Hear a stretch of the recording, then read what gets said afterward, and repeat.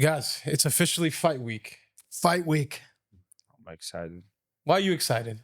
Bro, so many good fights. I can't even think of one, you know, so good. Well, I'll tell you why I'm excited. Obviously, because it's fight week and there's good fights. But today we got two UNF, just legends in the building. Jason Jones, Fedya Chobanyan. And we're going to break down all the fights on UNF 27. We got 3 title fights and just amazing fighters on the card. Yeah, I'm excited. The Hawk is in the house. Yeah. Just coming to my second nest. That's it. Yeah. We love that. This is your second night. So we'll get into all the fights right now, but we got an opener we want to, get everyone hyped on. So Chris, could we play the opener real quick? Let's see your guys' thought on the Fast and Furious theme here.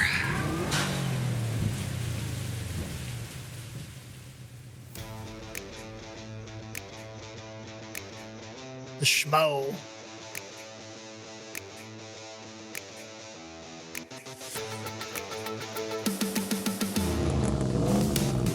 Shout out to our production team, man. Yeah.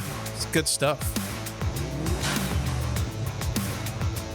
Sir Gregor. Oh, sorry, Jason. What? Wait, we didn't know that was happening. Oh. Is he going to look at me? We got it. We go. I want to take a moment to tell everybody to shut the fuck up. My favorite post fight in the Bro, that was one of the best moments in UNF history right there.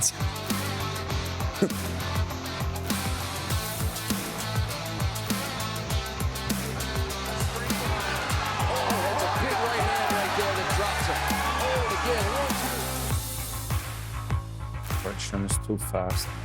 Yeah. This is going to be a good one. Can't wait to talk about that. Yeah, I'm excited about that fight. Lots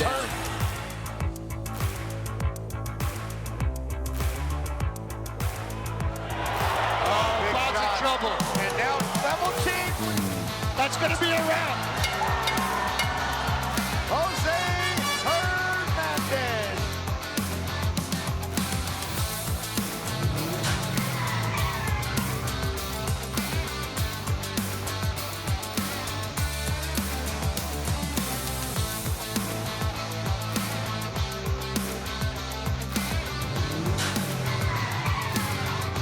Cortez starting out fast. Okay, so this is some energy that you Bad man. right from the beginning. Tony Cortez. Bad He's vicious, honestly. man. He's dangerous, man. It is over. Cortez. Damn. Such a clean elbow. Knock that motherfucker out. Clean. 30 seconds. Wait, I'm moving up 2 weight classes to fight this fat ass motherfucker. Show up. So good. Showman for sure.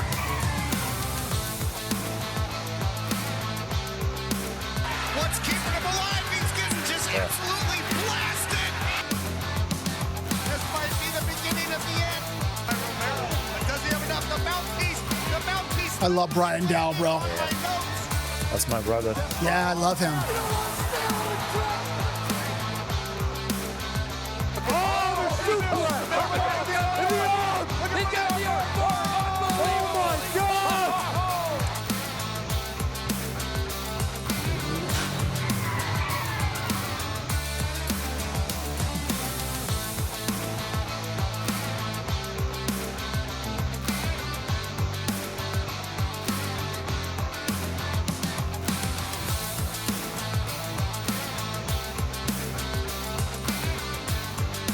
We got the UNF bantamweight title on the line. The bully Romero against Keenan Lewis.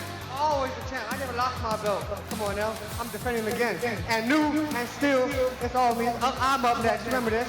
You know, here we are, and I'm happy to take this opportunity. Yeah. I'm gonna give one for He my is second such a round nice knockout, guy. second round knockout. We're gonna put on a hell of a show. You guys can bet on that. I promise you.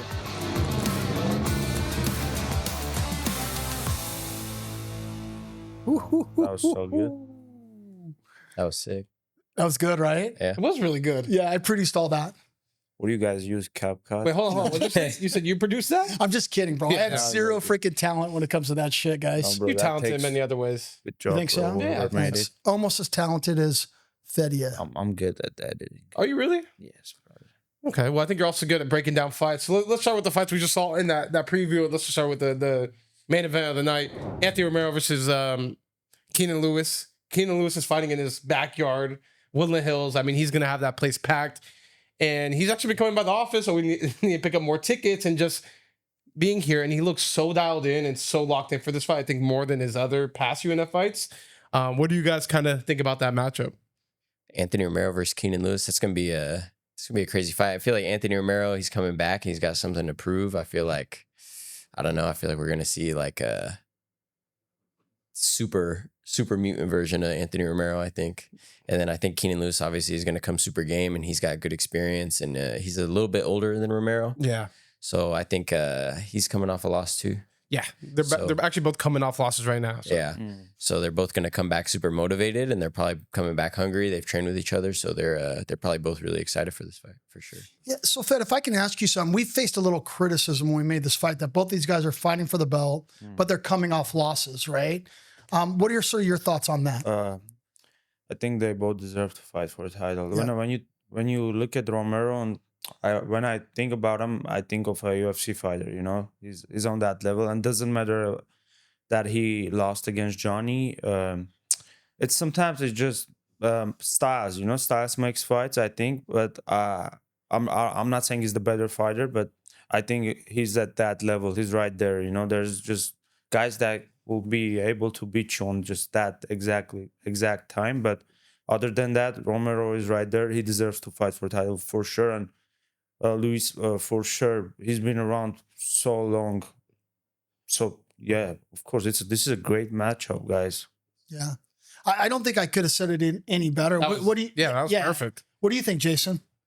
I think especially like with Romero, it's like what's his record? Like 5-6-1. I think he's 6-2 now, right? Two. Yeah, he's got 2 losses now. But if you look at who he's beat, like he beat Volodya, it's like knocked Volodya out, and Yeah. that's like a world class wrestler. So it's like you do stuff like that, you have wins like that. It's gonna show that you're at that level. Because if you could beat somebody like that, then you're basically there. You just haven't gone to that stage yet. Yeah, Ryan, there was a lot of hype with the bully, right? And leading up to his loss. Does he get right back? If he gets a great performance against Keenan, is the hype back on? I think so. Is that UFC call right around the corner after this? I think so, especially because in his last fight where he did take the L, he showed so much heart. He showed bouncing back. Like, I mean, not many fighters can, have a first round knock go their way like that and still bounce back and fight and have that belief. So I think he still had a good showing in that fight, and I think he's going to get right back on the horse, and he'll be the best version of Anthony Romero.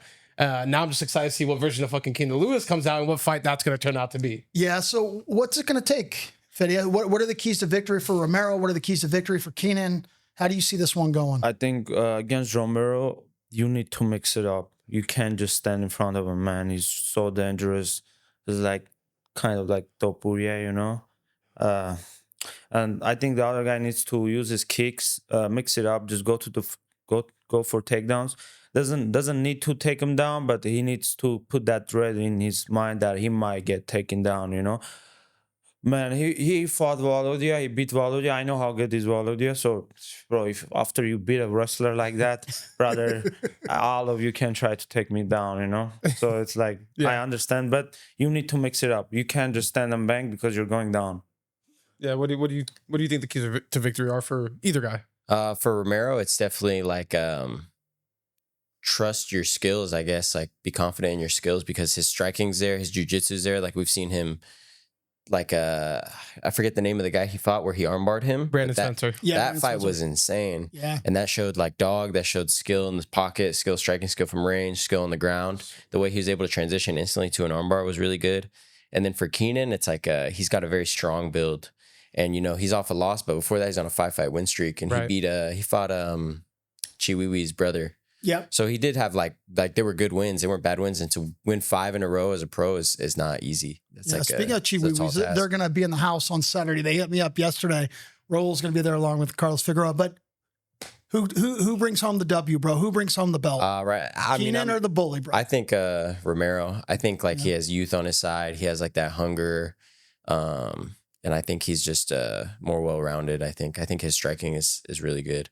Yeah. But I've never seen Keenan so dialed in, Ryan. I know. That's what I'm saying. Yeah, he just looks like another version of himself. Who brings home the W, Fed? Who brings home that belt, that UNF belt, baby? Man, fighting in your own backyard is different. I know I fought in Woodland Hills. I live like 15 minutes away from there.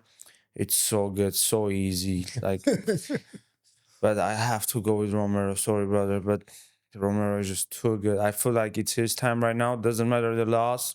Everybody loses when you fight the best, you know? So Yeah. Well, I feel like for both fighters too, there's so many motivating factors for both of them, right? Keenan in his backyard, coming off the L, but he was on a 5-5 win streak. Yeah. Romero was also on a 5-5 win streak coming off the L, so they both got something to prove there.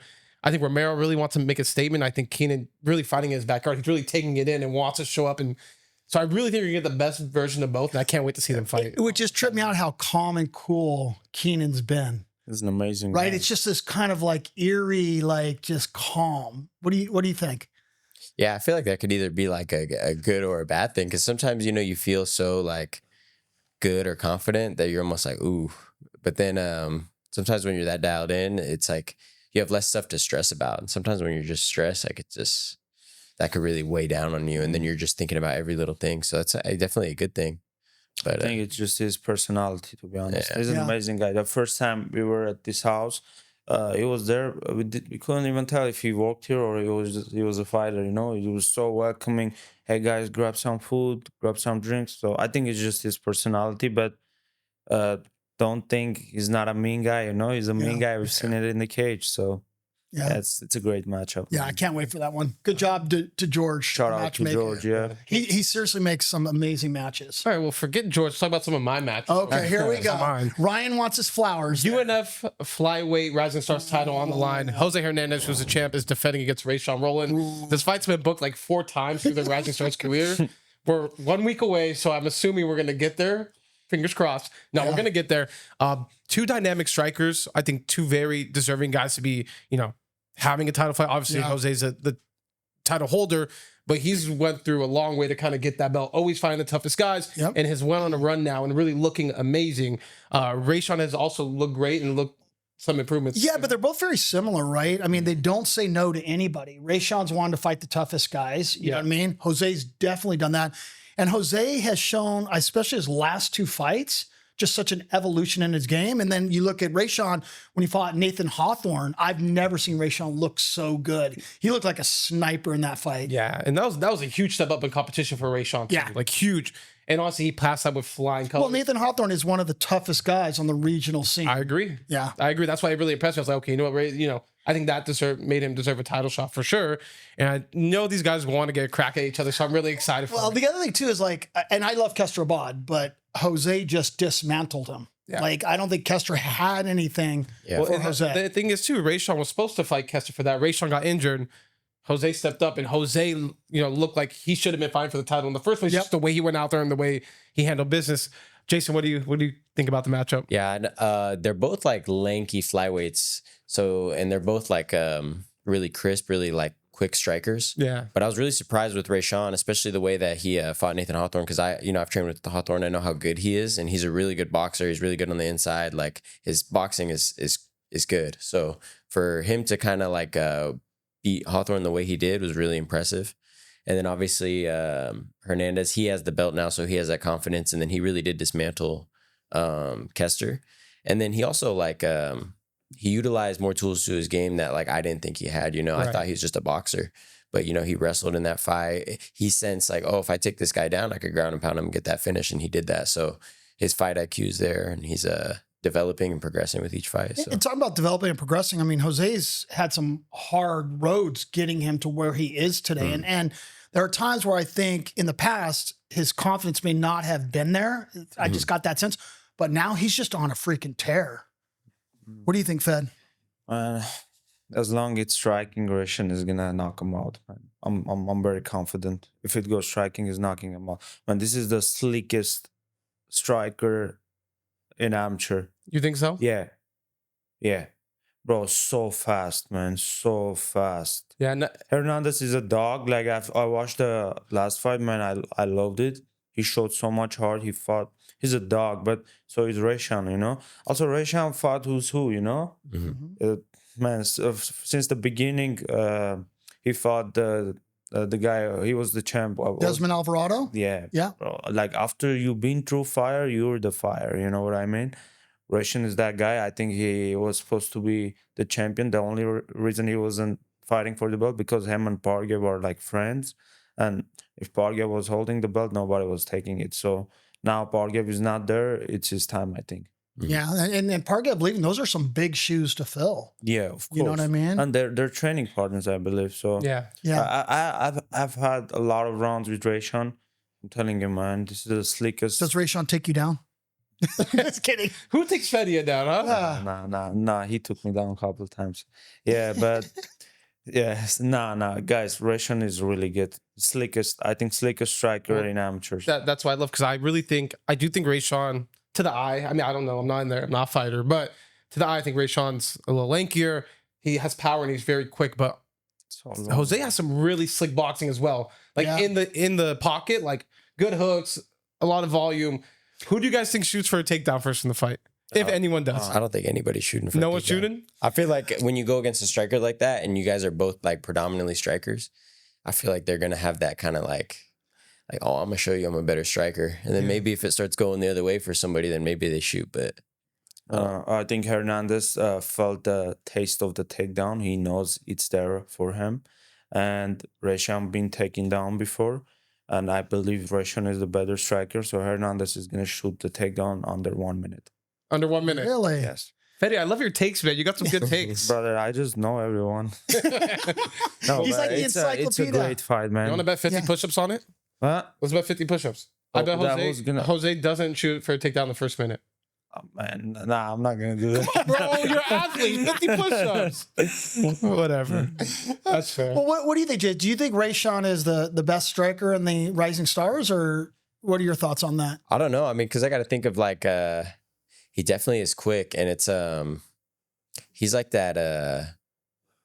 I mean, everybody strikes different. There's like, you could see a good striker that strikes with a completely different style, but he's like precise. So he's gonna wait, and you wait for you to come in. He's gonna pick you off, and that's like it's like a beautiful way to strike. So I like Sean O'Malley. yeah, really. Sniper. He's a sniper, man. Yeah, no, I think so. That Nathan fast. Hawthorne fight, he was definitely a sniper. Bro, He's like that jab. Like everyone was like, Nathan is gonna beat him. Bro, if it's striking, he's not beating him. Yeah. You guys don't know. This guy's so fast.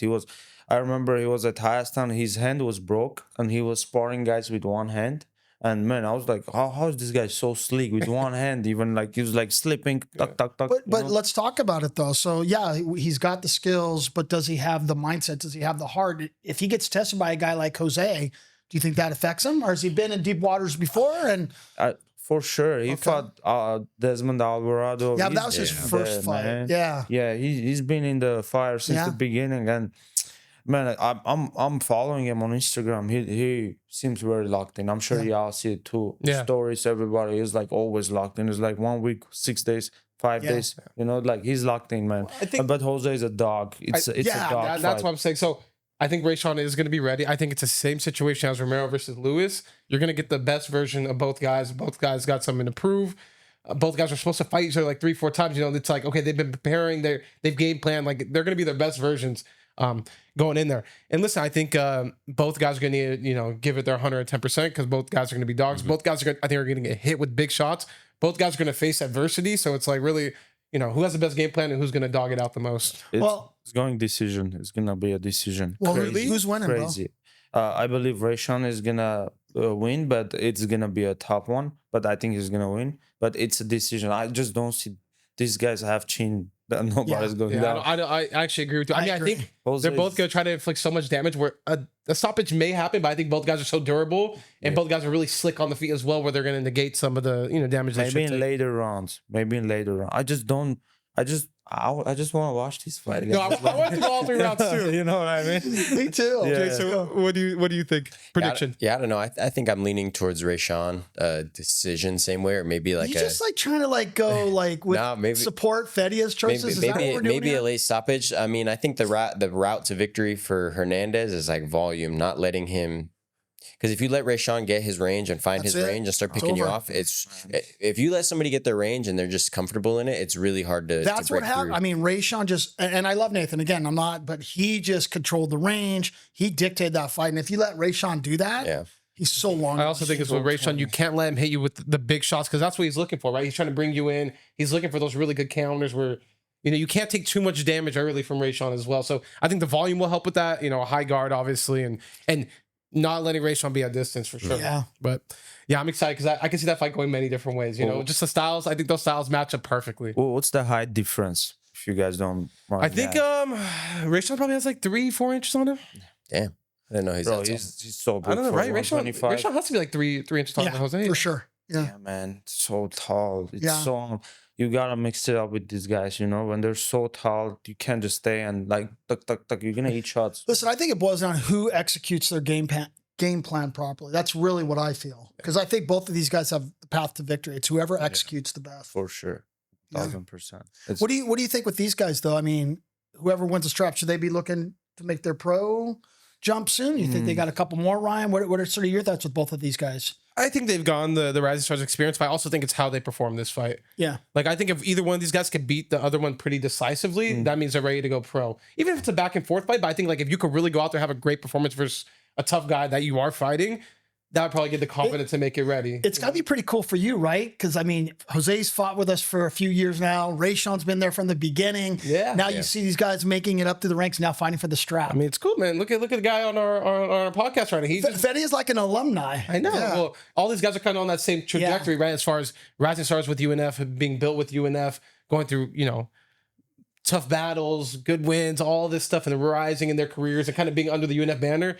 Honestly, I'm very grateful for these guys, and like I just a lot of gratitude because we're a part of their journey and we get to be a part of it. It's awesome, and I'm happy to see them all succeed. And win or loss, we ride with our guys. For sure.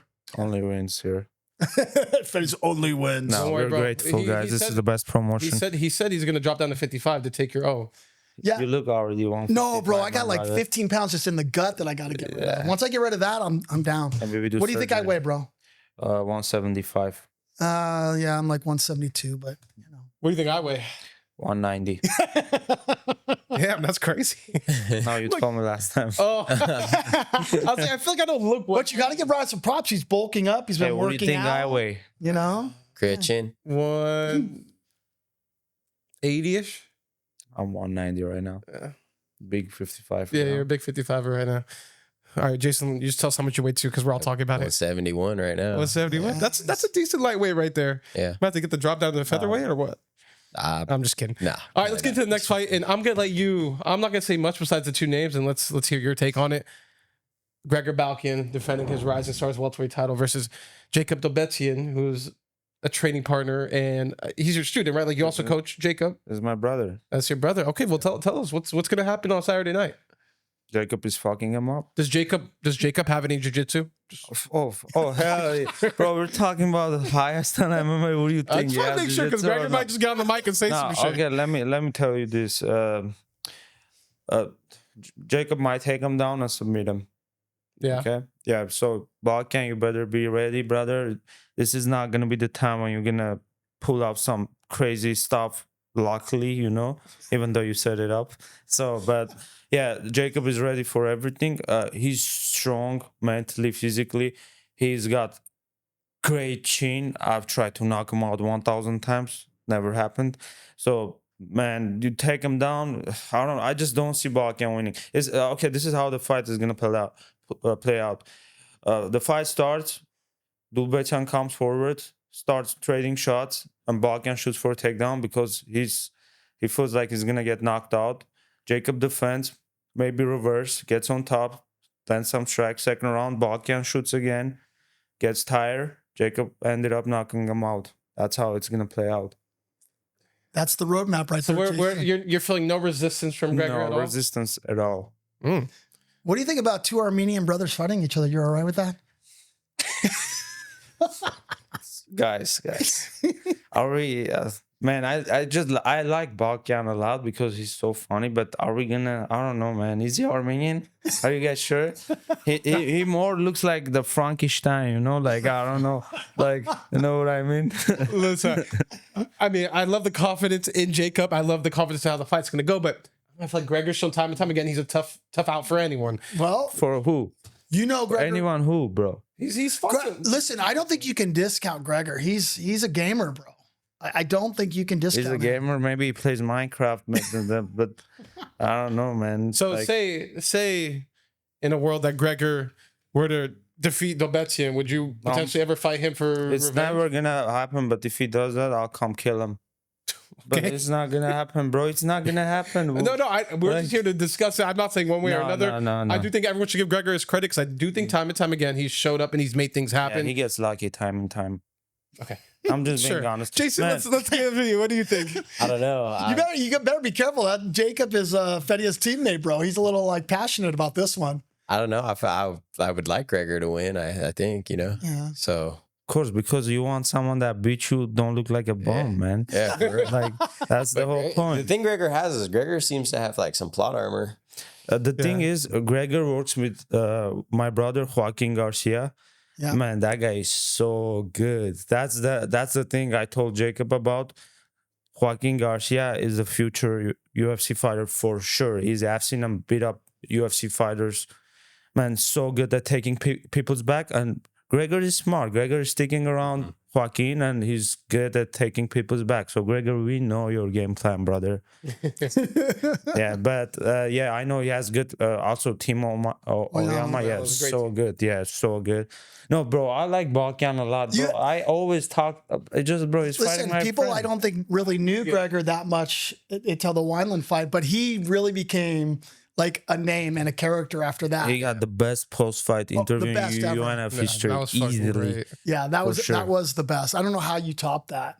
No, you don't. It was set up so perfectly too. And Winland perfect. always DMs me like, I can't wait because Winland's injured. He wants to fight Gregor. Oh, I thought you guys were gonna do a rematch, but We- We were yeah. like, oh, sorry. No, we were, but he got Wyland got injured or Winland got injured. Yeah, if Jacob takes the belt, they're not gonna see the belt. Yeah, I've seen Jacob in action, right? So he's fought with us before. I've also come over to the gym and watched some of those sparring sessions. He's a straight I remember the first time we sat with him after the interview, we were like, "Who is this guy?" Yeah. But like, just like He's not all here. Like he just wants to destroy. That's his mentality. At the fight, yeah, but he's the nicest guy Oh, outside yeah. of that, Yeah. man. He's the nicest guy. But in the fight, if you like go to Muay Thai events, him and his brother who fought. Sorry, brother. Who fought Jason, recently. They always do these fights called Point Muay Thai, and they go have fun. And like when you see the MMA fights, then they kind of put their hands down or walk the guys down. That's the same thing every week, They're everywhere and they're killing everyone in PKBs, Muay Thai tournaments, Muay Thai actual amateur fights, So that's the way they fight. They're just styles, and bro, it's very hard to deal with that style, Very entertaining styles, if you ask me. Never a dull moment. definitely. How do you see this one going? What's your prediction? I don't know. What are the keys to victory here? For Gregor, it's just like using his experience and then using his plot armor, I guess. Just like if things don't go his way, then he could just pull something out of his hat. Who knows what he's got? But I don't know. It's like with the other guy, it's overwhelming Gregor. And then with Gregor, it's just being smart and then trusting in his skills, just being confident. Yeah. Because I feel like in past where he's lost fights, it's just like a lack of confidence or a lack of like that go. Yeah. So if he can find that like good balance where he's smart and he's safe, but he's also not. Well, that can be a Letting the problem fight get because away from Jacob him? is all gas, no brakes. Yeah, for Jacob sure. is that guy. Like that guy, I don't think he knows like And then as a fight fan looking at this fight, or someone really breaking it down, it's like Gregor has 9 times the experience that Jacob has as far as in an MMA cage, Yep. right? And cage time. So that's a consideration too. You know what I mean? But So Balkan also had the experience over Isaac, and what happened? Isaac ended up beating him. So this is how I look at this fight. I fought Isaac, and when I was watching his fight against Gregor was having a hard time taking him down. Bro, I thought it was gonna be hard to take him down. Then I get in there, it was nothing. So if he had hard time taking Isaac down, I don't know how he's gonna take Jacob down. This is how I look, man. I'm just put things together, and this is not shit talk. I love Gregor, and but Jacob is my brother, is my teammate, But I'm talking facts. I'm not talking shit, I just don't see him beating him. I'm gonna be honest. His best chance is taking his back, but it's not gonna happen because we worked on it. Coach Daniel, Coach David, every day they work on this. yeah. all right. Okay, so you're going with Jacob, obviously. Who was your pick? I'll pick Gregor. Okay. All right. So finally we have a divide there. We like that. I know why he did that. Well, let's get to That's all into the conspiracy theories. All right, next fight we'll get into. We sat down with these guys 2 times on the Fight Family podcast. We're 1 week away from the fight now. Ryan the Lion Lilly versus Tony Cortez. Pops, what do you got to hear them talk and interview them essentially. What do you think about that fight? I feel like I'm like a broken record because I say this a lot, but I am really looking forward to this fight. I think that's one thing about what Up Next does a little differently than everyone else. There are so many good fights on our cards, and I love it. And we're working with the right athletes. Ryan Lilly, the experienced veteran, going up against the up-and-coming prospect in Tony Cortez.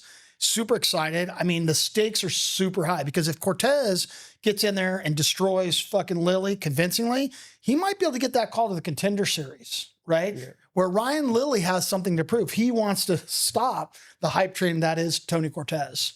Yeah, no, definitely. Jason, what are your thoughts on the fight? I don't know. I like Tony Cortez because I think he's nuts, and then he is nuts, bro. And the thing is, he goes out there and it's like he's just like killing people. So it's like I've been following him since the amateurs, because he was like one of the top amateurs in California, and then he went pro, and then now he's at Body Shop. So I'm sure they've like got him on his discipline and his grind and stuff. Because I feel like if there's one thing that's been missing, it's just discipline, like missing weight and stuff. But I feel like he's just he's fast with the hands, and he's like he actually is a really good grappler, really good wrestler. Yeah. He is that guy though. Like if we sat down with him twice now, but in his eyes, he is that guy, right? He is vicious. Yeah. So what do you think about the matchup? Man, Cortez is too good. This was the guy when I was I started the amateur career. He was already like 6-0, 5-0. I was like, yeah, this guy is good, bro. Yeah. Like he's very dangerous. He's mean, and he's good everywhere. I think I watched all of his fights. But the other hand, Ryan is experienced, man. It's really hard to beat experienced guys because they know how to survive. They know how to go that extra step. They know how to kind of like, how to win the rounds, how to pull something off, But we have to come and look at the motivation. What does motivate Cortez is the UFC dream, and what does motivate Ryan? I just think when things get bad, I just don't see Ryan like want to win the fight, But Cortez needs something. He has the future in the game, But no takeaway from Ryan. He might be able. He needs to lean on his experience. This is the only thing I can tell. But I think Cortez is faster. He's stronger, and he's stronger. He can grapple. He can wrestle. He's good everywhere. Yeah, I think there's 2 things for Ryan Lilly in this fight. I think when you look at the fight, obviously Cortez on paper is the huge favorite, right? Like tearing through everyone, undefeated in his amateur career, undefeated as a pro now. But there's 2 things about Ryan Lilly. I mean, the experience is number 1. I think Ryan Lilly has to survive that first round. I think it gets a little more interesting after the first round.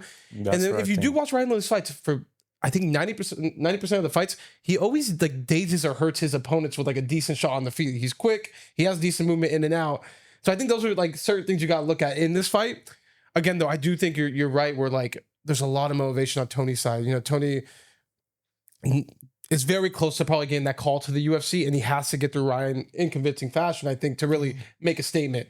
And then again, Ryan, wants to stop that hype train. So I'm excited. I can't wait to see that. Well, Jason and Fed, you both have followed Tony Cortez. Has Tony Cortez ever been tested in there? Because most of the fights I've seen, I haven't watched all of his fights. Most of the fights, he's pretty much walked over his opponents. I've seen him fight guys like Weston Quiros. I've seen him fight like who's the 35 champ right now in UNF amateurs. I forgot the name. Ryan, who's the 35 champion amateurs right now? Right now it's vacant. No, but like before. Byron Valle was the 35 champ. No, it wasn't Byron. What's the other guy's name, man? Maybe he just won the maybe 45. Yeah, my bad. 45. I should know this. Who just won the 45 belt? Damn, that's crazy, Ryan. You don't remember your champions? Who's the 45 champ right now? It's not coming to me. It's not coming to me either. No, there's no 45 champ right now either. Okay. There isn't a 45. Whatever. Champ. He just won the belt. He's from Black House. I'm sorry, bro. I forgot the name. Christian DiGuerro. Yeah, DiGuerro. But he just went pro also. Yeah, so yeah, that's why. Because I was like, yeah, got the excuse. Yeah. DiGuerro fought him too, right? Yeah. Bro. I think he's fought good enough guys where he should have been more That's what tested, I'm but like saying, he's it passed just- them all the fine. But that's But that- also he finished all of them. That's what I mean. You know, like Not I've seen him get taken down. Yeah, but I watched that fight. You know, like bro, he's just miles away from these guys. Man, Cortez is that guy. He's that guy to be in UFC. This is the guy that I was thinking is gonna be in UFC when he was like 4-0, 5-0 in amateurs, and there we go. He's like 5-0 in pros. He's gonna get this win, I think, I believe, and he's gonna get the call from Contender Series. yeah. Yeah, I think all he's got to do is really just like make weight, and then now I think he's like with a team that's got him like disciplined, and he's getting like real good training partners, and I mean he's already training with good guys before, but Well, sorry to cut Body you off, Shop? but speaking about their team Body Shop, there was a fighter on there that just went viral for Oh yeah. some ground and pound at like a Yeah. wrestling show or something. That was nuts. Did you guys see that? yeah, I saw it was Rampage Jackson's son. He Oh. Yeah. So what I don't know. I feel like the thing is like, you know, you're the son of somebody famous, and then you know he's also has fights and stuff.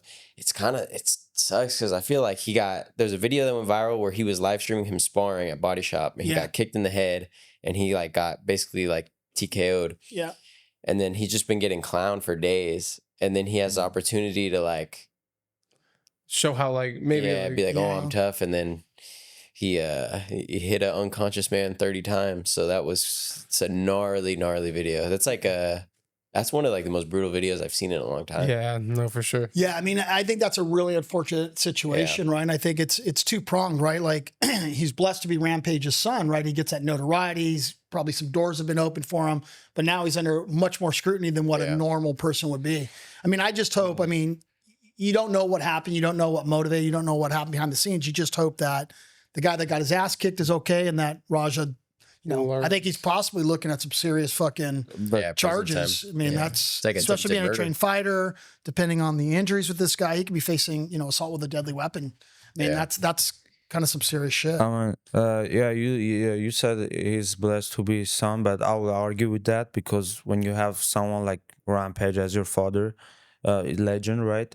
And people always gonna look at you as a failure, you know, because your dad was Yep. the man, and like if you're not that man, you're already a failure. So you always try to prove something, and when people make fun of you, like I believe he got spinning back kick, right? Yeah. The guy threw a spinning Heel kick, kick, tornado kick or whatever. yeah, tornado kick, and it was a smaller guy, I believe, right? Yeah, I think he's So fought for Spar Stars. Yeah, that's Thing is, they were I like, think he's a KO champ, KO promotions champ. at yeah, 35. it doesn't matter, you know. When Yeah. these things happen, things just add up, you know.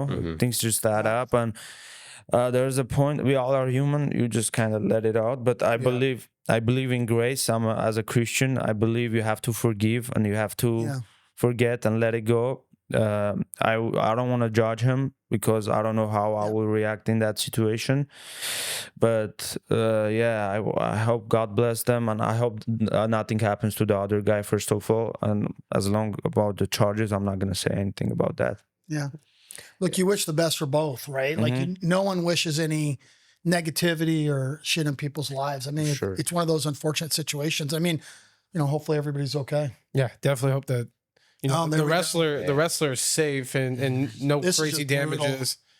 yeah, I saw people saying that the wrestler guy deserved it. Yeah. And I'm like, Maybe he could have done anything, but I'm like, people don't really understand like actual violence. But I think, like, What? Jason, you hit on something that it's really true. Did anyone Like, just see the ref not do anything? well, I He's a don't fake know. if ref, people- so- I know that's true. Yeah, but Jason, you kind of hit on something, right? Like, there's more to this. If you look at this, is rage. Bro, those punches. This isn't just I want to get this guy back. Yeah, he was. I letting- think possibly letting like off some- no. I think Jason, you're onto something. I think that viral, you know, when he got TKO'd in sparring, people clowning on him, Yeah. you know, that builds up inside of you, and I think he just and also- unfortunately acted out in the moment, got the best of him. And I mean, also that's, you that when you look at that, those punches are not just to that guy. No, that's rage. It's all his life that Yeah. he's been through all these things. You can tell that was like anger letting it out. Yeah. Then he, of course, I think for sure he regrets. Then I don't think he understands he was like actually hurting him that Well, I bad. think part of the problem is, and I'm sure you guys have done this in your life. I know I have, like in the moment, done things that when you're in the right state of mind, you would have never fucking done. That's what I'm Yeah. saying. You know what I mean? So it's unfortunate, but I And- think like, oh, go ahead. the thing is too, MMA fans are so toxic. Like the other day, like, because obviously, like, when I fought Sevak, I had the skullet, and people always like comment saying, "Oh, you look like Charles Johnson, like a white Charles Johnson, who's in the UFC, who has like the same haircut." This guy's username was Patchy Mix Hate Page, and I clicked on it. It wasn't even like an MMA page or anything. It was just this guy's personal page, and I'm like, dude, MMA fans are literally like, imagine if my page was Kobe Bryant Hate Page or something. Like, that's insane.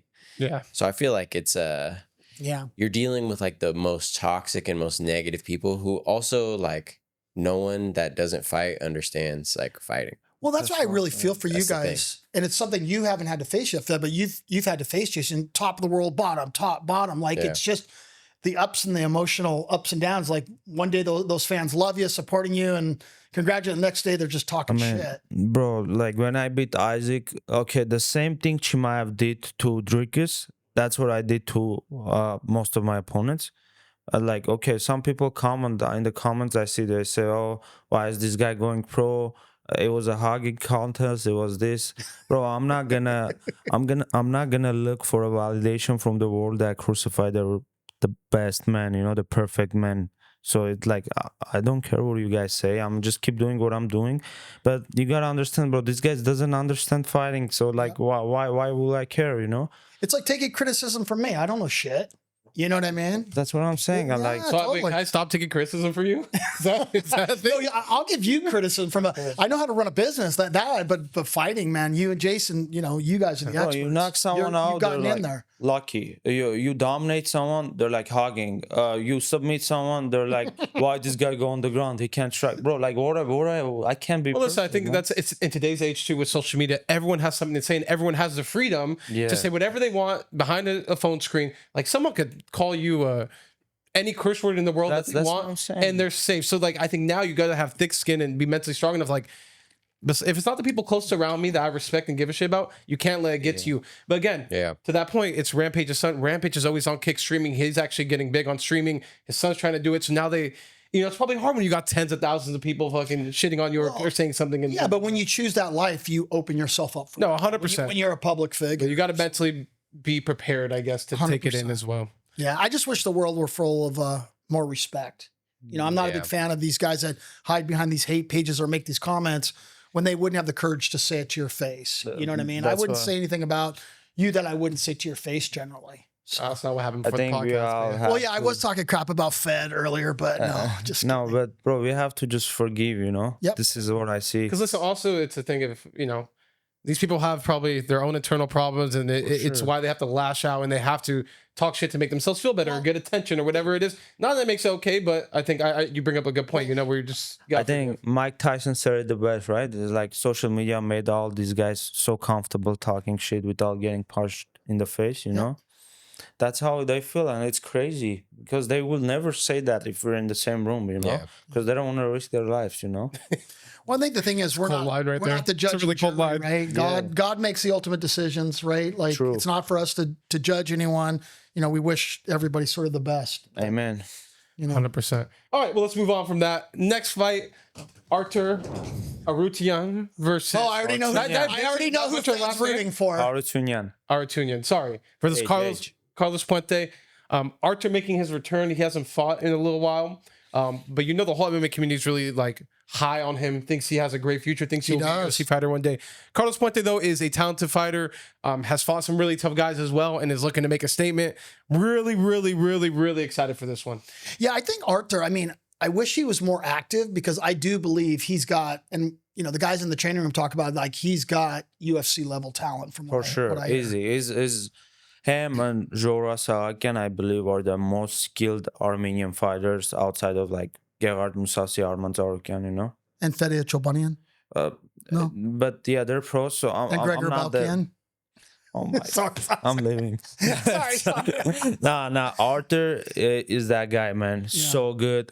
When I remember when me and Arshak started training, they come from KDMMA. It was him, Jora Sahakian. We were looking at these guys like they're like, man, they're like UFC champions. You know, they're like, will we ever be this good? You know, I remember me and Arshak talking about it. Yeah, Arthur is that guy, and he's an amazing person. And bro, he's so good. He's the The reason he's not active because he gets hurt or something happens or people pull out, you know. But he's the UFC level, and I believe he's like top 5. He can fight anyone from top 5 in UFC and look good, you know. Yeah. What do you think, Jason? Yeah, I think he's 4-1, and I don't know if I've seen any of Puente's fights, but I know that everybody that I've heard from talk about our Tunian, like everybody has great things to say, and I think he also like doesn't he have his own gym now? Yeah. KD Northridge. Yeah, shout out to their gym. They opened up in Northridge. It's called KD MMA. It's part of the KD MMA team. Yeah, it's an amazing gym. And Arthur, I believe, is one of the head coaches. Man, I will learn from this guy. You know, he's a great guy and he's a great coach. I seen him work with the kids. He's really good, bro. He's that guy. Yeah. He's that guy. And also, when you teach, you come back to the basics. You learn the basics too. It's an amazing thing. So I think it's pretty clear they're both picking Arthur in this fight. Yeah, but I want to see another person's opinion. Chris, let's just chat. Let's chat GPT it. See what chat GPT has to say about this fight. So while Chris looks up chat GPT, Ryan, what do you think? Let's say Arthur has an amazing performance against Carlos Puente. What do you think's next for Arthur?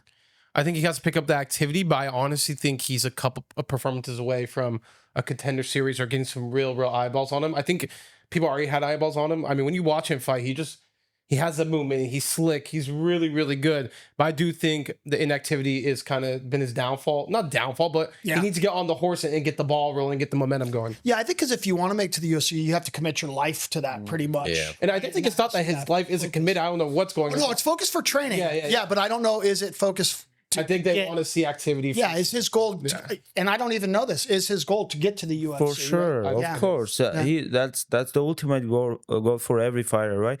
But also you gotta understand, 125ers are not that many, you know. Yeah. True. Like I look at the roster, there was like, I'm talking about amateurs, not pros. There was like 80 amateurs in 125. Less pros. There's like 70. And then I look at my weight class, there's 800. I'm like, you know, so like you can't have these guys, like you can't think them to like be as active as like Pargev. I don't know how is Pargev so active, you know. It's crazy, but Arthur is that guy skill wise, and I believe after this fight he might even get a call from UFC, you know. So we hope, because he's right there. I'm telling you, he's right there. I think so too. I'm a big fan of his, not only because he's a great athlete, but he's a really good person. I love when those two things come together. All right, Jason, what do you think? ChatGPT, Carlos Puente versus Arthur. What's ChatGPT going to tell us? Looks like they're leaning towards Arthur winning by finish or at minimum decision with his higher upside and current form. But as always in MMA, fights end in surprises and anything can happen inside the cage. Yeah. But it also says up there that Tapology heavily favors him with a 92% fan prediction rate. Wow. You think that's a fair For fan sure, prediction? yeah. Can we search who's Gregor Balkan? Yeah, put Gregor Balkan into ChatGPT and see what You comes keep saying back. you love Gregor, but I don't know if I buy it. I really don't know if I buy it. The idea just loves to like talk about everybody in a good way. Like, Yes, you know, he I just am. spits I facts. just want to see what ChatGPT says Yeah, about Gregor like Balkan, he man. just, you know, Fedya's always kind of in your face. I love everyone, guys. Yeah. We'll wait for Chris to pull it up, but let's get into another fight too. We got Jeff Craig versus Malik. I don't want to butcher his last name. I'm sorry, guys, when I butcher. Abdulmanin, You got it? Go ahead. something like that. Abdulmanin, yeah. Yeah. You know, Jeff Craig was supposed to fight Jake Babian on this card. Jake Babian ended up pulling out with an injury. Malik stepped up. I'm actually really excited for this fight. You know, Jeff Craig is a savage, right? Watching him fight, he comes forward. He's gangster, but so is Malik, and Malik's very skilled. Malik's a coach, has a good team himself. So I think his whole life is MMA as well. It's gonna be really good. All right, let's pause that fight real quick. Go ahead, Fedya. You can read about Greg. Why is my picture up there? Oh my God. What the hell? No way. Wait, what the fuck?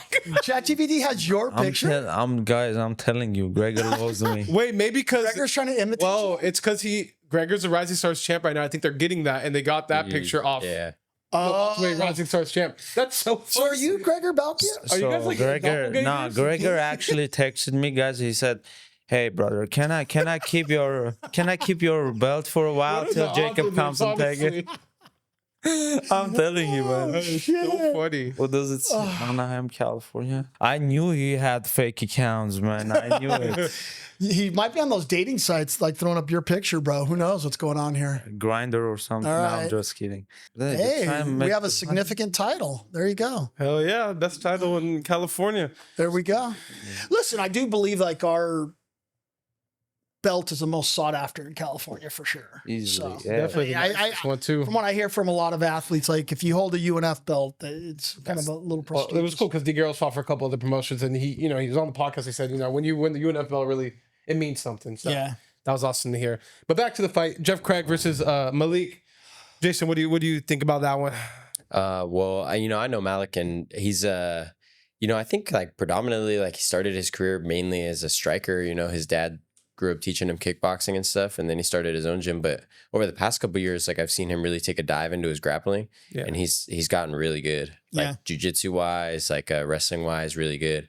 And I think he's gonna have like a size advantage, but I also know Jeff Craig's really good too. I think his last fight was like dirty boxing. Yeah, But yeah, he got like a TKO there, but he has really slick like setups, and he does kind of like I don't know, not random, but he does like unorthodox things. Like he'll just like throw something into something spinning, and maybe not even throw it to knock you out, just throw it to set something else up. So I feel like they're both like really talented, and they're both have like that record where they're right there. And especially at middleweight, it's like flyweight. Once you get past 170, there's not a lot of people, Mm-hmm. Well, I'm glad we were able to make this fight happen. I mean, unfortunately, Jake Babian, it was like the third time he pulled out against Jeff Craig. So Jeff Craig he was pissed. I saw that. Yeah, he's been really unhappy, and it just sucks as a you see all the social media shit going on, and Jake Babbitt's car getting smashed in. No way. That was crazy. Yeah. Yeah. It was pretty cool because at another event, one of Jeff Craig's teammates called out Jake. Yeah, I and saw that. said, Blake, hey, this Blake fucking, DeCourcy. Yeah, Blake DeCourcy's savage, man. Yeah. But basically called out Jake for pulling out, and Jake kind of did what Jake does. You know what I mean? But I was really happy that we were able to make this fight. I think it's going to be a great fight. I mean, Jeff Craig's fighting with Tyler Wombles at a classic fight team. Those guys, know what they're doing. Then Malik just coming in, just like stepping up. Short notice. What, 2 weeks ago we made this? Yeah. Two and a half weeks ago. I think you bring up a good point too. They're both very, very talented. Like this fight probably has some title implications realistically, right? Yeah. Like, Well, Jeff was supposed to fight for the title in the past, right? I think he was supposed to fight Chris Alvidrez. Alvidrez got hurt. Alvidrez is now, I think, signed to the UFC Contender or is Series, fighting on the Contender Series. So really, these guys are just right there, Ryan. yeah. No, and I think Malik has, his last fight with UNF. Is it Malik or is it Malik? Malik. I heard him say Malik? Malik, so I should- Okay, Malik, yeah. Sorry for the mispronunciation. Fed, are you familiar with these guys? Malik, yeah, I watched his last fight. I wasn't really impressed because I've seen so much from social media from him just posting tag UNF tag. I was like, oh, this guy must be good, and he gets up there, and I don't know. It wasn't like maybe he's the better fighter. He just wasn't able to show. Yeah. Are you talking about his Lancaster performance? That show in Lancaster? Yeah. Yeah. And I didn't know he was pro. Yeah, but the other side, Craig, like the competition that you named that he was supposed to face, that says a lot, you know. So even though I don't have so much knowledge about Craig, I'll lean on his side. I think Craig will get the job done. So you're going for Jeff Craig? Yeah, because the competition he was supposed to face, even those training camps that you go through, but you didn't get to fight, you still get better. Yeah, you know what I mean. Well, he trains with a lot of the top level talent. So yeah. Yeah, and one of like my wrestling coach, Kalen, he was training with him for a little bit because he was helping D-Rod with his wrestling for one of his camps. And he had nothing but good things to say. He said that Jeff Craig's really talented. And for him to say that, he doesn't really give people their props or compliment people. So for him to give a compliment means that he really is like high level. So I think it'll be a great fight. Well, props to, Malik for stepping up 2 weeks notice to fight a tough guy like Jeff Craig. I mean, it's not like he's had a full camp to prepare for Jeff either. So kind of says something to you about both guys, right? Yeah. What's their records? I believe Jeff Craig is 5-3 and Malik is 7-3 or 7-2 or something along those lines. 6-2 or 7-2. Oh, this will be a good one to chat GPT. Chris, let's do that because I think their stats are pretty yeah, similar. Yeah, good luck with Chris typing in the Spelling. name properly. That's what I'm saying. Maybe he wasn't able to show himself properly on the last fight. I think he also hadn't fought in like Yeah, I think he years. kind of. I thought Oh, didn't he look that- really good that's at a lot. in the first round, if I recall correctly, but the second round he sort of faded or something like that. He got finished, right? Yeah, Yeah, yeah. I've seen the finish on him. Yeah. All right, so ChatGPT is saying if you're betting on who's likely to stop the fight, Malik seems to carry the advantage. However, if Craig stays in the pocket, keeps his composure, and push the pace without eating submission threats, he could slug it out a decision win. Okay, ChatGPT, you guys agree with that? Yeah, I agree. I think the advantage like Malik has too is like I think he's going to be bigger. Well, look, isn't He it looks crazy how pretty big. ChatGPT, like the physical advantage, like Yeah, Malik's larger. I love it. I mean, shout out to Craig too, because Craig is fighting I think like 20 pounds over than what he was supposed to Yeah. initially fight at. Man. I Yeah. think I I could just believe. wants to fight really. Yeah, Well, yeah, I mean, again, I keep going back. I don't want to be negative, but it just sucks from a promotional perspective. The guy's supposed to have fought with us a few times and shit's fallen out. So I was very Yeah. happy that George was able to get Malik to step up and take this fight. me too. All right, final predictions for this one. Fed, you're going with I'll Craig. go with Craig. Yeah. I'll Jason, go with Malik. going with Malik. All right, Nice. cool. All right, let's next fight. It's the battle of the Isaacs. Isaac Enriquez versus Isaac Vasquez. Jason, when he had a teammate, I let him just take over and talk. Oh, about the fight. I think right now I feel the tension between the Hawk and Fedya right now. Really? I think they're going to go head to head on this bout right here. Let's see. I actually don't think I so. don't think so. Yeah. No. But go ahead, Jason. Yeah, I think Isaac's going to smash him. I mean, Isaac is just Which Isaac is gonna smash you? Enriquez. Oh, boy, Isaac. you They're know? both named Isaac, Yeah. Jason. Isaac with a Z. You know, I think he's just in a different mode right now. You know, like his cardio's through the roof. His striking has just like the way he's been going about training and the way that he's looked in sparring, the way that he's performing against everybody in the gym. He's just he's risen up to that next level. You know. Yeah, I'm getting this, and social media can lie, right? But just kind of seeing you post him and OG Training Center, you guys seem like you've gotten even more focused and notching up what you guys are doing in the last several months.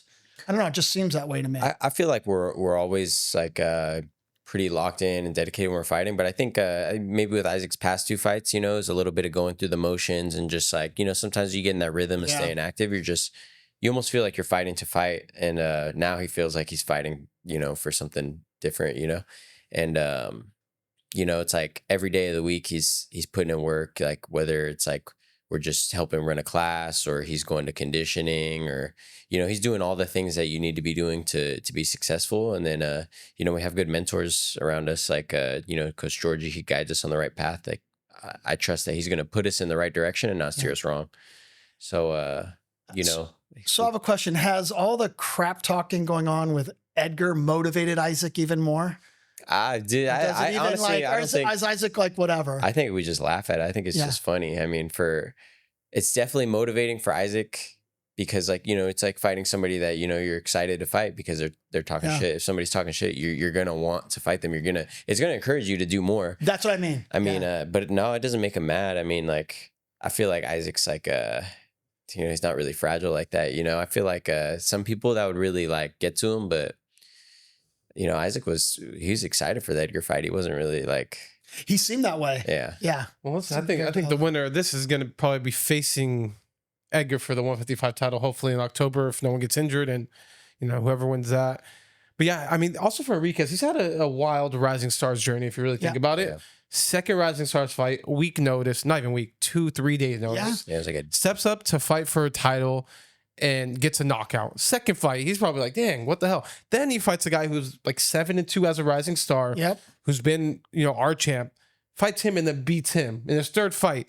Kind of on top of the world, right? Then he fights Weston, gets hit with the up kick, and goes on this little skid. But he's already been at the top and kind of feeling on the bottom. I think he's now felt all those emotions, felt what it's like on both sides, and like is now really, what's the word I want to use? Like, I think he's probably gonna be the most complete fighter he's been. He's been through the ups and downs, everything, and now he's gonna be the best version of himself. No, I couldn't agree with you more. And that's what drives me crazy when Edgar discounts Isaac's experience, right? I know this podcast is about, you know, Isaac and Edgar, but I go back to that because I really love Isaac's journey. The way he started, what he's been through, the ups, the downs. I mean, this guy's been truly tested and I think felt every single emotion that can be felt. Who is going to be more prepared for that next chapter than Isaac Enriquez, right? And so I know Edgar's going to, you know, watch this, DM me, you know, send me hate. He's gonna talk but shit. No, he really is. And it's probably fine. But I think Isaac's journey is a great journey. He's not going, undefeated, fighting a bunch of cans. He's faced adversity. He's been through the ups and the downs. What do you think, Fed? Man, I know both guys very well because I fought one of the Isaacs, and the other Isaac, my friend Griffin Rodriguez, he fought him. So I got him ready for that guy. I was in the camp. Yeah, we executed perfectly game plan. We stayed there, and Griffin got the W. So I know. But the other Isaac, he's slick on the feet. Yeah, he's slick on the feet, but I don't know if he can stop the takedowns. If he stops the takedowns, I believe he will win. But if he doesn't stop the takedowns, it's gonna be the same thing that happened with me. But look, he's been through a hard camp with me. I know, and I'm sure he got better from there. So. You have to assume game to someone because he knew I was gonna wrestle, and everybody knows, but that doesn't mean they're gonna stop it, And the other Isaac Enriquez is, man, I was so surprised when he beat the champ. Like after he beat Adrian, he fought. Oh, what's his name? Jerry. I didn't give him any chance. I'm gonna be honest. Then he ended up out grappling him, and I was like, damn, this guy is good. Yeah. Then the Weston. The thing is, Weston is experienced. He knows how to win fights. Weston up kicked him. Yeah, whatever. After that, something was off, and I think he's trying to get that back on. But like, if you look at the guys he fought, maybe it wasn't even just something was. Well, I think he had to get his confidence back. I think it's trial and error with fighting too. You got to go through the fire. But again, we could say he was off, or Griffin Rodriguez, who's a freaking prospect and amazing at fighting. Who's he fighting? Brendan Farnsworth, who's a prospect and amazing at fighting. So he's still in these fights, competitive fights, fighting the best of the best. That's why I'm saying. So it's like, and this is where you got to give him props. He hasn't shied away from any of that. He says yes to everyone, wants to get in there. But if you look at Isaac Vasquez, in my opinion, is Isaac Enriquez early on, right? Super talented, on the up, has huge potential, just doesn't have the same experience that Isaac Enriquez. And he fought me, bro. That's what I mean. Who else better you're gonna fight in amateurs? You're talking about Isaac Enriquez fighting the best guy, and he fought the best guy. He fought me. 100%. But that's why I say it's like kind of reminds me of Isaac Enriquez's journey a little bit. Yeah. Stepping up, fighting the toughest guys, taking these challenges. Yep. You know what I mean? Like you were his kryptonite. Let's be honest, right? He's known as a super talented striker, but he went against one of the best, if not the best grapplers in UNF.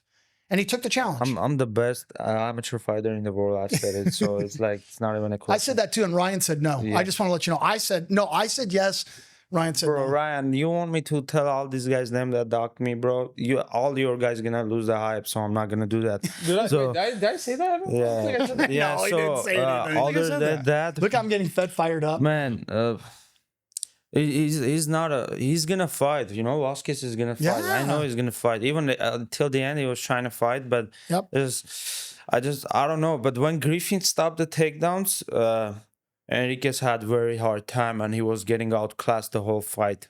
But can Vasquez stop the takedowns? I don't know, because Griffin has way better grappling than Vasquez. You can't even compare. So I know everyone. Like I said, I believe Enriquez is gonna take him down, and he's probably gonna dominate. So you're going with Enriquez? Yeah, but I still give some chance to Vasquez. Head kick, knockout. Yeah, Isaac Vasquez is a talented kid, man. Yeah. Super talented. He's got a good. I think that kid's got a bright future. So you're obviously going with your teammate. Obviously. I'll go with Enriquez too. Highly confident in Isaac. Without giving out the game plan, though, what are the keys to victory? I mean, Isaac can win anywhere. His striking is good, and I think like especially even in like the Griffin fight, what was missing was like maybe a certain kind of like aggressiveness wasn't there, intensity wasn't there, and I think right now that's there, and he's definitely a super smart fighter. He's calculated. He doesn't take unnecessary risk, and Isaac's grappling is really good. His jiu-jitsu is really good. His ability to submit people is really good. Like he doesn't have any subs in any of his fights, but I promise that he could submit almost like anybody he fights. Well, it's kind of like the Anthony Romero, right? Nobody ever saw a sub from Anthony, and then No, you can't tell Enriquez got good grappling. But like I said, when he fought Griffin, the thing about Griffin, he's gonna just, it's all about rhythm. He's gonna play, he's gonna dance around you, you know. And I believe Vasquez got that thing too, you know. Vasquez, if he gets his rhythm, oh man. Like I knew that's why I was like, oh, it's gonna be the whole fight is gonna be me. It's never gonna be you even 1 second, you know. But Enriquez has to do the same thing, like what I did. Otherwise, I just don't believe it. Of course, they're gonna trade some shots, but eventually, if they stand up, Vasquez is gonna find his rhythm and he's gonna outstrike him. He's gonna outclass him on So you really just believe that Isaac Enriquez has to mix it up to get the W? Enriquez, and I believe Enriquez can mix it up. He's good. Yeah, no, for sure. Yeah, but Vasquez, don't make the same mistake you made against me. Don't back up, go forward, and just cut the angles. Don't just go like with me. He was just going to the cage. I wasn't even doing anything, and he was already on the cage, so it was too easy to take down. With him, he needs to circle around. Don't stay on the cage because Enriquez is gonna strike and he's gonna take him down, you know. But I believe when Enriquez feels the takedown, he's gonna just keep doing it, you know, because he's a smart fighter, like he said. Yeah. So for Vasquez, keep it standing. For Enriquez, mix it up. Okay, I like it. Let's get into the next fight. Kevin Kosei versus Brandon Grider. Not sure if you guys are too familiar. Brandon is 1-0 as a rising star. Kevin Kosei is 3-0. But what I will tell you about both these guys, you probably won't see a takedown shot. Potentially. Both guys are going to go for each other's heads in the first round. I'm so excited about this one. Okay. You guys familiar with these two? Yeah.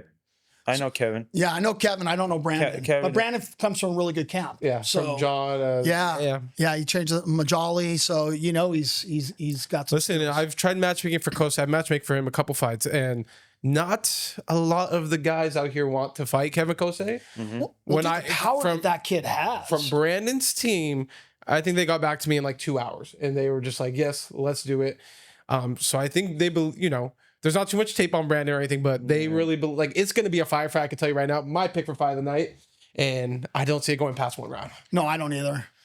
Yeah, it's like I don't know Brandon personally, but I know he trains with Majali, Coach John, and anybody training out of there, you're going to be in shape. You're going to be also John's no nonsense for all. Yeah, you're going to be in shape and you're going to be technical. Like John's thing is very like you have to be technical for him to like want to train you. So it's like everything is focused on like being as technical and as disciplined with your striking as possible, you know. But I know Kevin Kosei, he's super athletic. Yeah, he's very athletic. He's got an awkward style. He kind of walks with his hands down. He just kind of like chucks from the hip. So that can be very stubborn to deal with. And then also like just the athleticism, that is also something that's super hard to deal with because not many people are like as athletic as him. Especially at that size. Yeah. So that's going to be it's for sure going to be a banger. Yeah, Kevin Kosei has 1-punch knockout power, bro. There's just no doubt in that. This is my fight of the night, guys. I'm telling you right now. I wish I knew more about Brandon. I just know he's. But no, I know it's gonna be good because I know John. Yeah, he trains. I know Majali, so it's kind of like he comes from a good camp. It's gonna be a freaking good one. Yeah. When's he fighting during the night? Like what fight number are they? That's not completely finalized yet, but I'm definitely gonna try to have him a little later in the night. Okay, yeah. I talked to Thor. I was on the phone with him yesterday, and he was just saying Kevin's looking amazing, stronger than he's ever been. He's like he's knocking this kid out in the first round. That's Thor's prediction. Isn't Kevin like a black belt? I believe he's a black belt jiu-jitsu. He's a purple belt, right?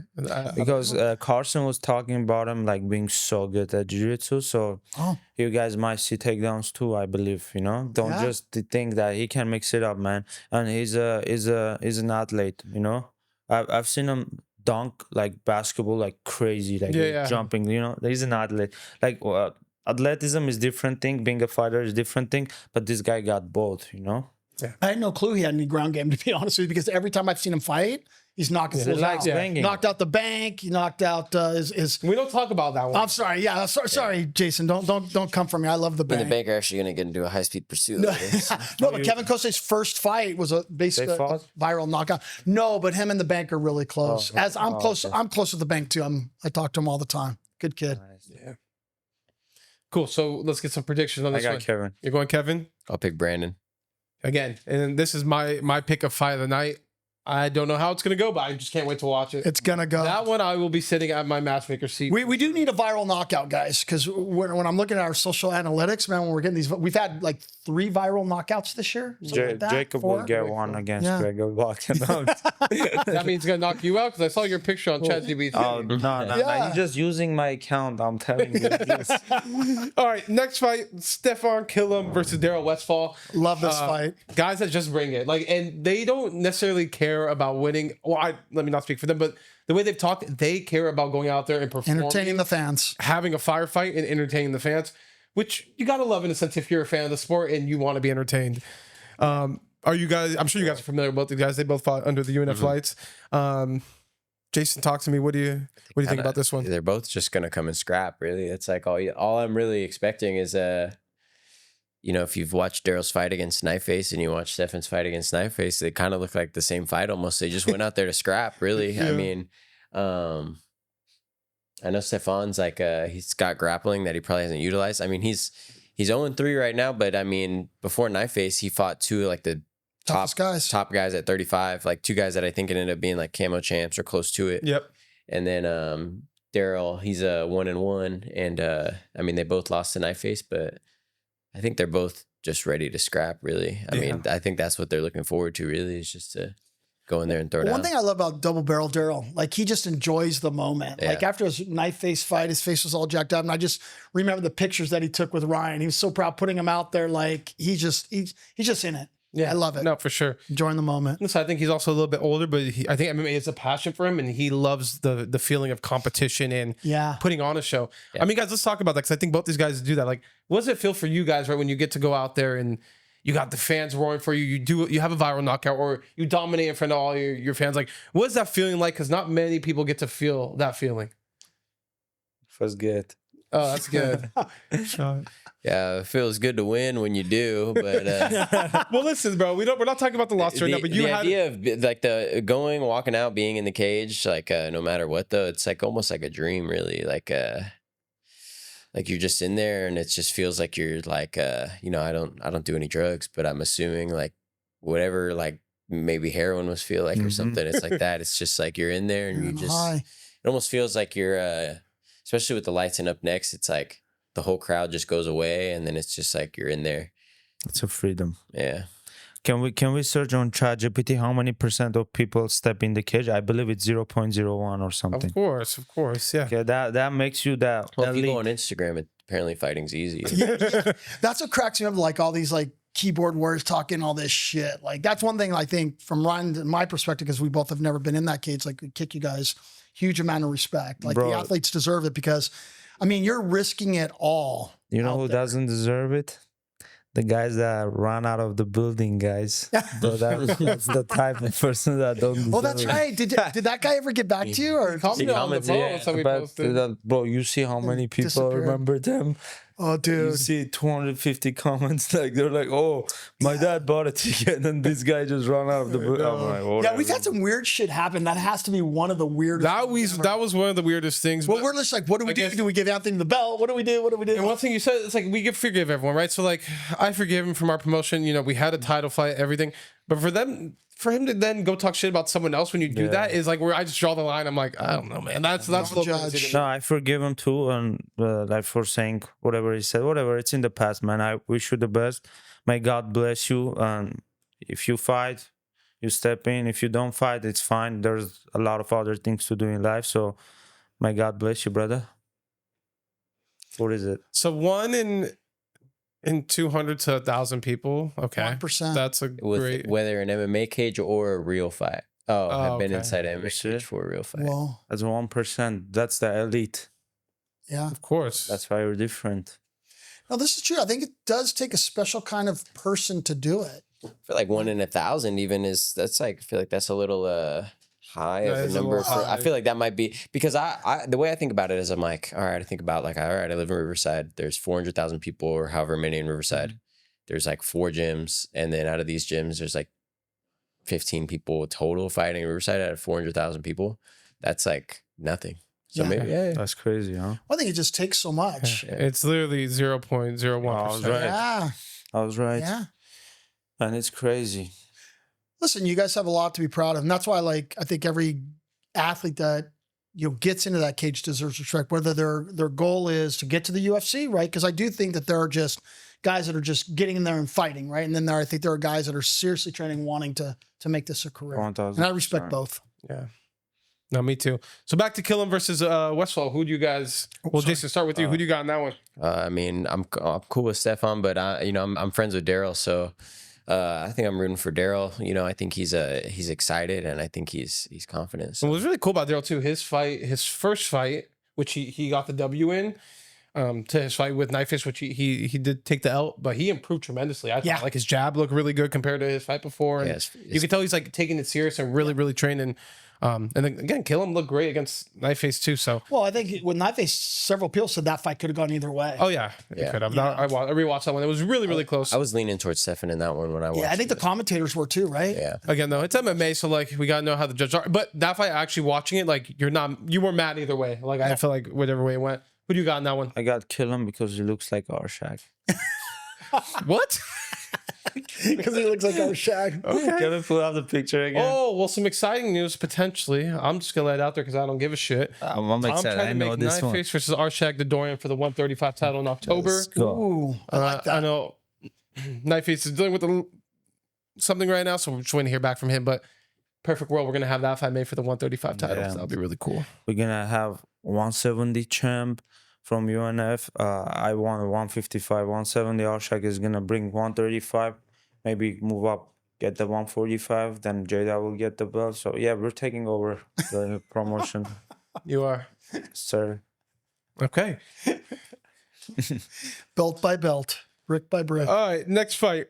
Rostin Reddick versus Elijah Calvin. I'm sure you guys are somewhat familiar with Rostin Reddick. Elijah Calvin is debuting, has a striking background. And what I'm interested about in this fight is he's taking a fight with someone where there's a lot of film on the guy. He looks like a beast, yet to lose, fought tough competition, and was eager to take the fight, which makes me think Elijah knows something we don't know, right? There's no tape on him, so we don't know shit, besides what his coach tells me. But I'm really excited for this one. If you guys know about roster, these guys give me kind of I know both of them. Yeah. Oh, you know both of them. You know Elijah? Where- Because one of my guys was supposed to fight him, so then he got hurt. My guy got hurt, so then Calvin stepped up with Reddick. So I have some information about both of the guys because I was scheduled to fight with Reddick, but Reddick got hurt. So Yeah, Reddick's a really good guy. how old is Calvin? I want to ask. He's 23. young? Oh, he's 23. Yeah, he looks like- super young. I thought he was 18, 19. Yeah. I got a believe he's baby 23. face. I could confirm that after this podcast, but Okay, I believe he's a Calvin is a blue belt in jiu-jitsu. That's what I heard. That's what I was able to get. But man, Reddick is an athlete. I always root for athletes, and also he's strong. And he beat one of the Armenian guys, Mako. That guy had 60 fights in Russia, MMA fights. You guys didn't know about that. Yeah, he had What the 60. hell? Yeah, man. They fought with shin guards, I believe, right? Yeah. That was like this guy had 60 fights in Russia. 60 MMA fights is crazy, man. Yeah. Yeah, and Reddick was able to beat him. that says a lot about Yeah, Reddick, that you gotta says a say. lot. So I know the guy is good, and also he's from Peterson Grapplers, amazing gym. I love that gym. Amazing people from that gym. Yeah, man, it's gonna be a good one. But if Calvin step in, he must know something. Yeah. That's how I feel, because you don't want to go against a guy like Reddick unless you Yes. know you can beat him, right? Yeah. No, totally. Yeah. Jason, what about? Yeah, I saw Reddick. I remember one time I was like, because I saw his name pop up on Camo, and I was like, how do I know this guy? I remember watching one day I was just bored watching fights on YouTube, and I was watching the Knockout Fight League, and he fought that guy Tomislav Smith. Yeah. He's brutalizing him, and then he hit him with an illegal kick, which obviously Yeah. it wasn't on purpose. He's dominating the fight. There's no reason to do it. Yeah. I remember watching that, and I was like, holy shit. I was like, that was brutal. But no, I feel like he's athletic. I listened to a little bit of the pod. He wanted to be in the NFL, so Yeah. he has that athletic background. He looks strong, so I don't know. He looks a lot more imposing than the other guy, but maybe the other guy's just baby faced. Yeah. That's kind of what it seems like. How tall is the other guy? 6 feet? No, I don't even think so. I think they're right around the same height of 5'9", Really? 5'10". Yeah. Mm. Man, they look different. sizes on the. Yeah, on the pictures, right? Right? That's what I was thinking. Way different weight classes, it looks like. Yeah. Yeah. Man, a lot of mine know something we don't, but it's gonna be a great fight, man. It's gonna be a great fight. Because Reddick can grapple too. I've heard that's what I heard, and also I heard that he has a really good hook. So let's see. I watched his fights, of course, and Bro, you're I like the watched- CIA of like MMA. You've I got all just- the inside information. Like, This is life, brother. I'm telling you. This is life. Yeah, Okay. man. Fed's got it all. So I let's got- let's get the predictions. I got Reddick winning by first round TKO. Yeah, I'll Reddick round 2 TK. There you go. All right, fair enough. I think we got a couple more fights to go through. All right, Nehemia Rogers versus Cameron Raleigh should be a good fight. Cameron Raleigh actually connected with this coach from Chino Hills 10th Planet. Uh-huh. He's very, very high on the student. Like he said, we're not just coming to win when we fight with Up Next either. We're coming to put on performances, give the fans something, and we're going to be exciting. And then Nehemia just had a great win at another promotion and looked freaking amazing. So I'm really excited for this fight. I believe Nehemia's 1-0. Raleigh is making his debut, but I believe when we watch this fight, we're going to see two guys that look like they've been fighting for a really long time. You guys, anyone else familiar with these two athletes? My homie Daniel trains at Chino Hills with Cameron. He said he trains at Classic too. Yeah, Cameron does train at So Classic as well. I know they're all pretty hyped on him, and they say he's really good. So I don't know anything about Rogers, but I'm assuming it'll be a good fight. And if you're training at Classic, and they're The probably Rogers from CMMA, which we all know is a Oh, great yeah, gym yeah, for in sure. Southern California both as well. both really good gyms. So neither of them are gonna let them go out and fight unless they're showing that they are capable to Speaking of step in CMMA, anybody watch LFA on Friday? Oh, what a night! Wow, for what them. a night for CMMA. 4-0 with great performances. Man, MMA is the place, Yeah. It's a very good team, amazing. That's Chad, amazing coach. Yeah, I think that's one cool thing too about Up Next. I mean, we're working with some of the regular gyms too, what I call them, and then majority of our talent is all coming from the top, fighting course, gyms, which is nice. Yeah, highest on CMMA, KDMMA, PG. Don't forget OG Training Center. No, I was about to say, yeah, Black House. Man, this is California, the best MMA place to be, right? bar none. Yeah. Yeah.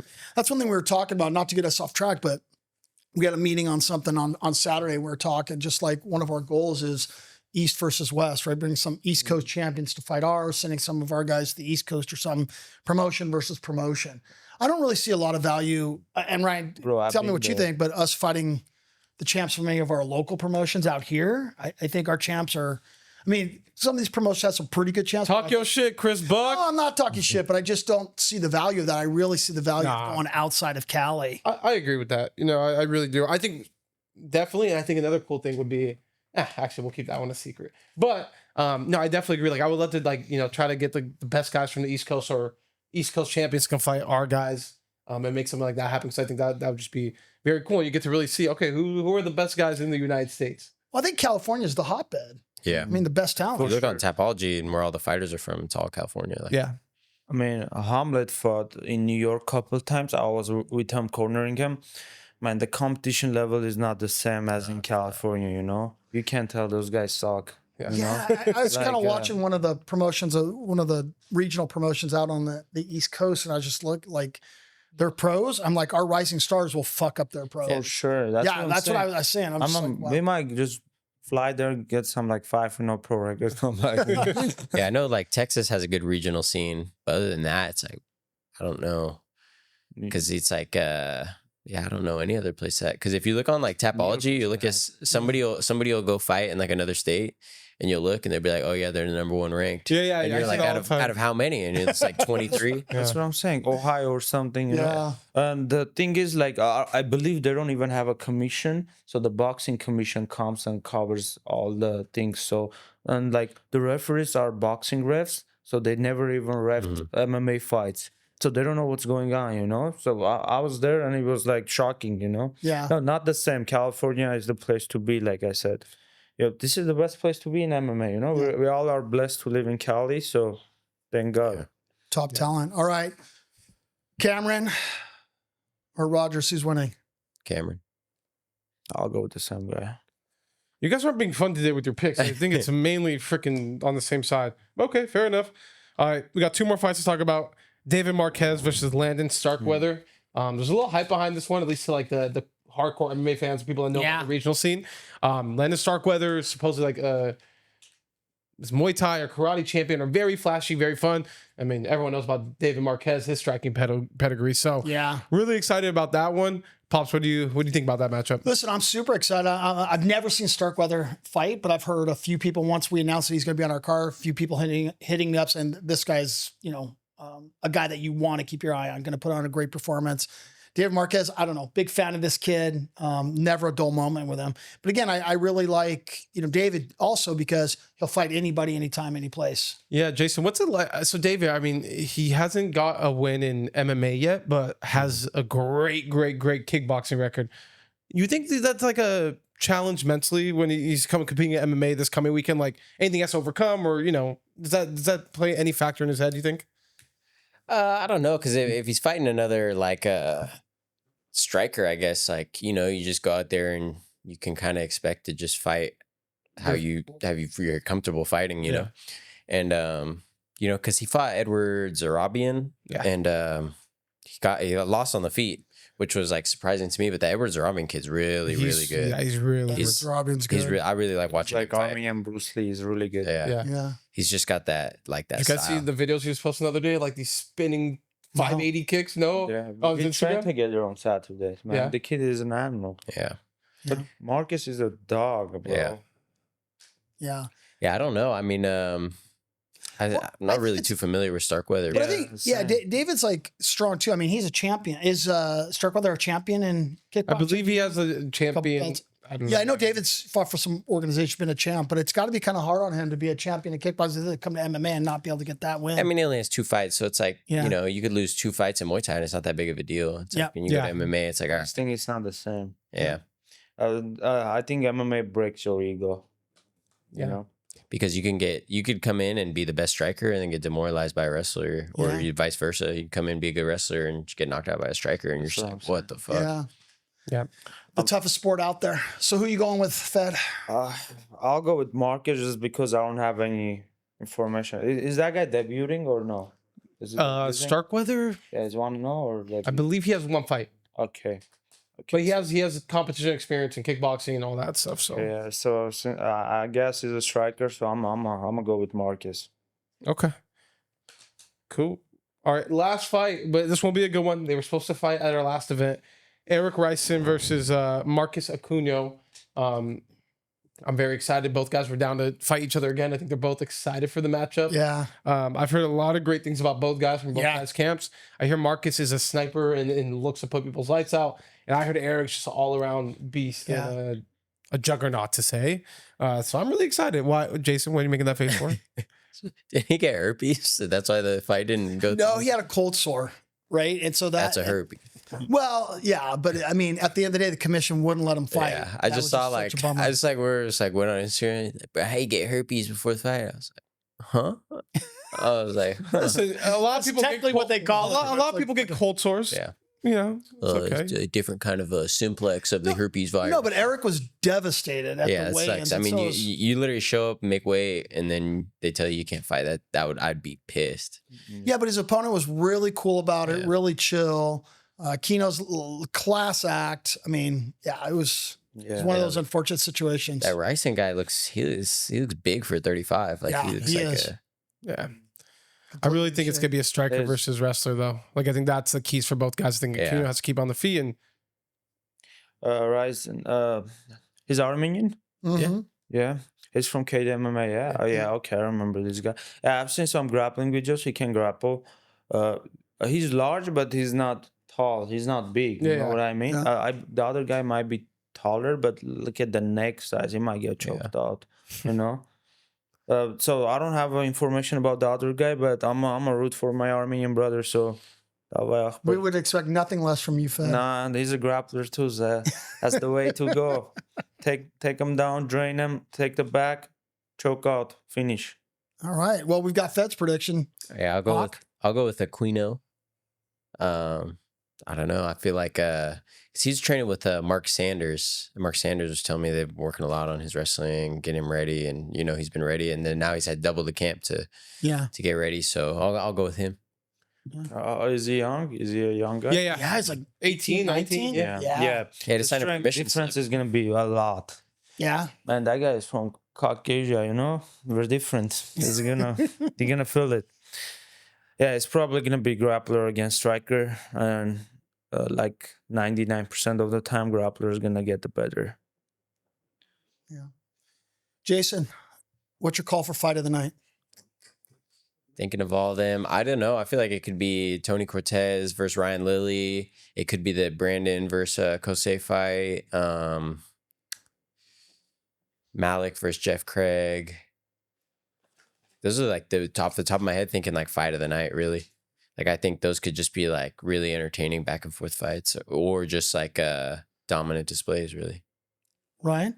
You still I'm saying going Kosei, Kosei and Brandon. Yeah, that's what I'm going with. Yeah, I don't know about fight of the night, but performance of the night is gonna go to Hakov Dulbetian. So, but fight of the night maybe Kevin Koza, but I don't know the other guy, man. Kevin is good. It might look so easy, Sometimes you think, oh, it's gonna be fight of the night, then some guy just make it look so easy. Oh, this is true. You just never know. It's MMA. You never know, but I do think after going through the card, I think fans can expect a Amazing great night of card, fight. yeah. Expect the unexpected. I do think we're gonna have a couple viral moments on this card. No, I think so too. And the cool thing is, so again, we got our event on Saturday, and then we're going again October 11th at the Commerce Casino, and that card is shaping up to be stacked. I mean, should we highlight in there? No, we should probably hold off. No, let's hold on. Maybe we'll talk about it in another podcast in a couple weeks or so. Yeah, but it'll probably be the biggest card in California history if it's shaping up the way it's It might shaping be in the up. Part. You're gonna make your pro debut. Probably, yeah. We'll see how what Coach David says. Okay. Or what did he say? I think it's time to get back in there, bro. Are you having the itch to get back in? I mean, I'm training, but I got hurt. Did you guys see the video when I almost broke my knee? Yeah, I saw that. Have you seen it? Dude. It was nasty, huh?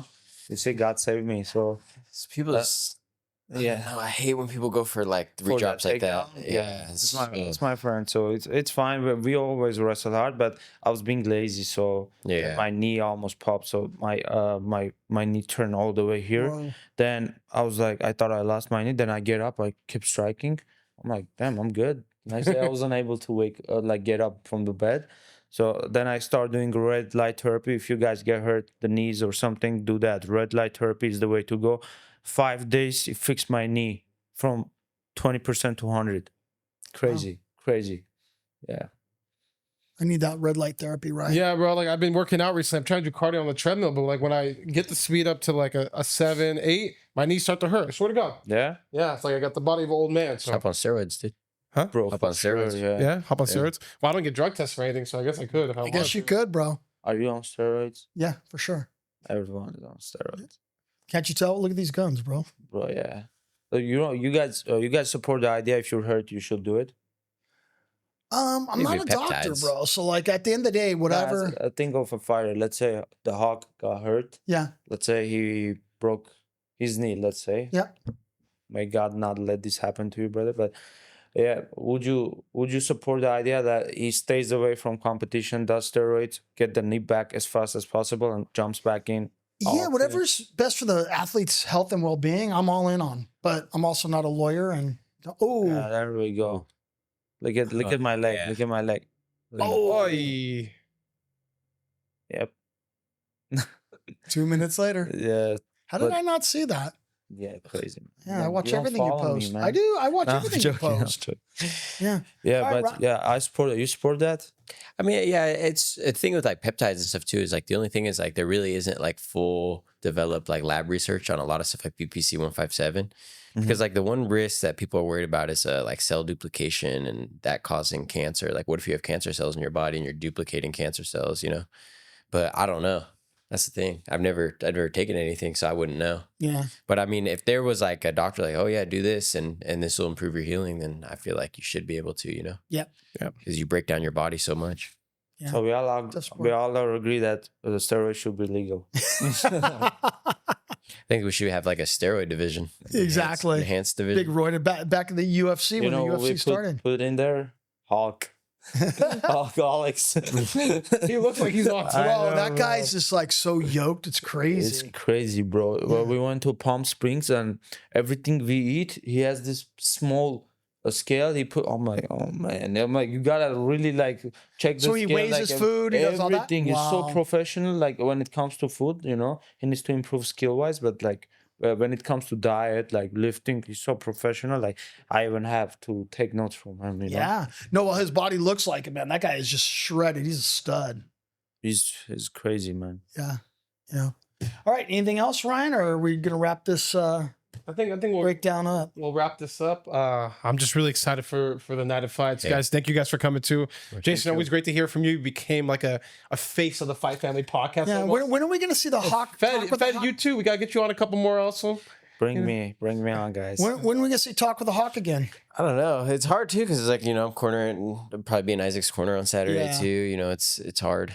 And then Well, just know that we have an open invitation. We love to talk with the Hawk. yeah, I like doing it. It was cool. Yeah. Content day, I don't know. Just the only thing is like the cool thing with talking about Hawk is I could choose who I want to talk to. The Yeah. idea of like, what if I don't like this guy? And I Yeah, content that you gotta do. Everyone on a Pretty checklist. much like everybody. You just get along with everybody. So I mean, I'm sure there's probably some people I'd see like, fuck this guy. Yeah. I think But- he's just referring to one person. I don't even know who I'd be referring. Oh, that'd be funny. Axel. Are you guys talking about Gregor Bakin? No. Me and Gregor. Axel. Yeah. That, No, I don't even got no beef with Axel, bro. It's like, it's like, Wow, you guys never gonna fight? I don't know. He's Nah, he's just obsessed with me, bro. It's like, it's cool though. Never a dull moment in the UNF. Man, it's World. amazing. I Yeah. want to see that fight though. Yeah, I do too. Me too. Yeah. All right. Well, I think that's it. All right. Well, thanks, Fed. Thank you, my brother. August 30th, Jason. everyone. Let's go. This will be dropping Thursday. Fights on Saturday. Let's go.